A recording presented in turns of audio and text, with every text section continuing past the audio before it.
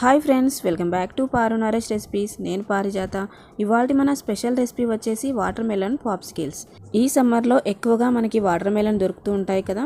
మనం తరచుగా జ్యూస్ చేసుకొని తాగుతూనే ఉంటాం కదా, లేదా డైరెక్ట్గా ఫ్రూట్ కూడా తింటూ ఉంటాం. కానీ ఎండల వేడి బాగా ఉన్నప్పుడు మనకు అప్పుడప్పుడు ఐస్ క్రీమ్ తినాలనిపిస్తుంది. కాబట్టి ఇలా వాటర్ మెలన్తో ఐస్ క్రీమ్ చేసుకోండి, చాలా చాలా బాగుంటుంది.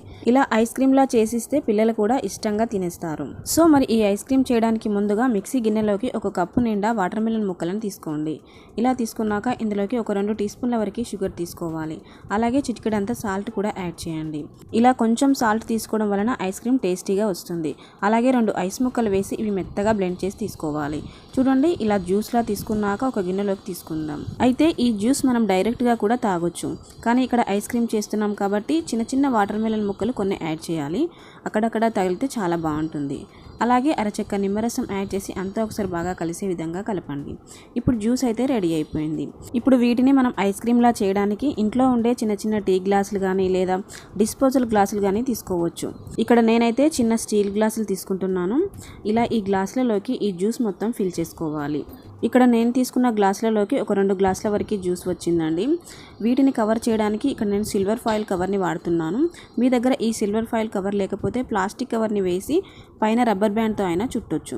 మొత్తానికి ఇలా కవర్ చేశాక ఇప్పుడు స్టిక్ పెట్టడానికి చిన్నగా చాకుతోని ఇలా ఘాటు పెట్టండి. ఐస్ క్రీమ్ స్టిక్స్ అవైలబుల్గా లేకపోయినా కూడా ఇంట్లో ఉండే స్పూన్స్ ఉంటాయి కదా, ఇలా టీ స్పూన్స్ని ఇలా స్లోగా పెట్టండి. ఇప్పుడు ఇలా రెడీ చేసుకున్న ఈ గ్లాసులని ఒక ప్లేట్లోకి తీసుకొని ఈ ప్లేట్ని డీప్ ఫ్రీజర్లో పెట్టి ఒక 8 అవర్స్ పాటు ఫ్రిడ్జ్ని హైలో పెట్టి ఫ్రీజ్ చేసుకోవాలి. చూడండి, నేను ఇక్కడ ఒక 8 అవర్స్ పాటు ఫ్రిడ్జ్లో పెట్టి తర్వాత తీసి చూపిస్తున్నాను.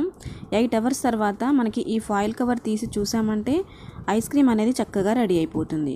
అయితే ఇలా చేసిన ఈ ఐస్ క్రీమ్స్ని డైరెక్ట్గా గ్లాస్ నుంచి తీయకుండా కొంచెం గట్టిగా కూలింగ్లో ఉంటాయి కాబట్టి కొంచెం నార్మల్ వాటర్లో ఒక 4 to 5 సెకండ్స్ ఇలా ఉంచండి. ఇలా ఉంచడం వలన కూల్ అనేది తగ్గి మనకు గ్లాస్ నుంచి ఈజీగా ఉడి వస్తుంది. చూడండి, స్పూన్ని కొంచెం ఇలా తిప్పామంటే గ్లాస్ నుంచి ఈజీగా ఉడి వస్తుంది. చూసారా ఎంత పర్ఫెక్ట్గా వచ్చిందో ఐస్ అనేది. ఇప్పుడు రెండో గ్లాస్ని కూడా సేమ్ ఒక 4 to 5 సెకండ్స్ అలా వాటర్లో పెట్టి ఆ తర్వాత గ్లాస్ నుంచి రిమూవ్ చేయడమే. అంతే, ఇప్పుడు టేస్టీ ఐస్ పాప్సికల్స్ రెడీ అయిపోయాయి. ఇలా చేసి పిల్లలకి ఇచ్చామంటే ఎంజాయ్ చేస్తూ తినేస్తారు. అంతేకాదండి, ఇవి మనం ఇంట్లో చేసుకున్నాం కాబట్టి హెల్దీ అండ్ హైజెనిక్గా ఉంటాయి. చాలామంది బయట కొనే ఐస్ క్రీమ్లు ఇష్టపడరు కదా, అలాంటి వారు ఇలా ఇంట్లోనే హైజెనిక్గా చేసుకోండి, చాలా చాలా బాగుంటాయి. అయితే ఇలా ఫ్రూట్స్తో చేసిన ఐస్ క్రీమ్స్ ఎప్పుడైనా మనం చేసుకున్న వెంటనే తినేసేయాలండి. ఇవి స్టోర్ ఉండవన్నమాట. ఫ్రూట్స్తో చేసాం కాబట్టి 2-3 డేస్ ఉండవన్నమాట. స్మెల్ వచ్చినట్లుగా ఉంటాయి.